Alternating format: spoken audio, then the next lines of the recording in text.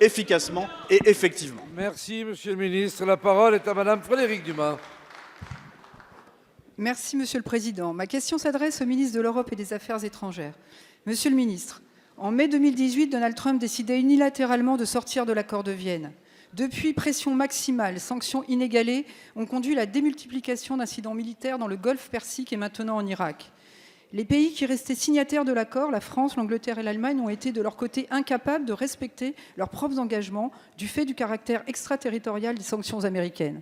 Les tentatives ont littéralement avorté sur le plan opérationnel, malgré les multiples annonces faites.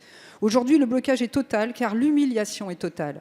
L'assassinat du général Qassem Soleimani et les menaces du président Trump sur des sites culturels n'ont fait que toucher les Iraniens au plus profond de leur identité.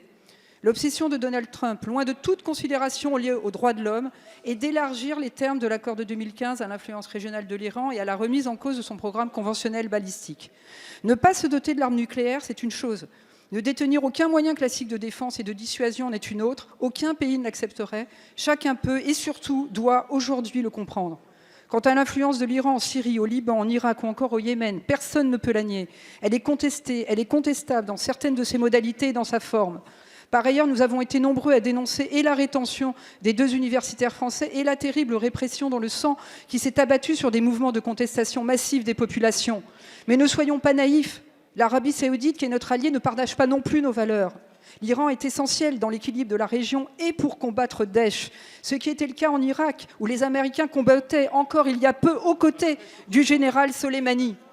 La France a appelé à la désescalade, elle enjoint à l'Iran de ne pas revenir sur l'accord de Vienne. L'Europe appelle à la création d'un espace diplomatique. Pour qu'il y ait espace diplomatique, il faut qu'il y ait un dialogue possible.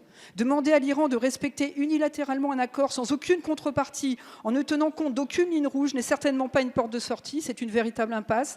Alors, Monsieur le ministre, l'Europe, et en premier lieu la France, est-elle capable de proposer les conditions réelles d'un véritable compromis ?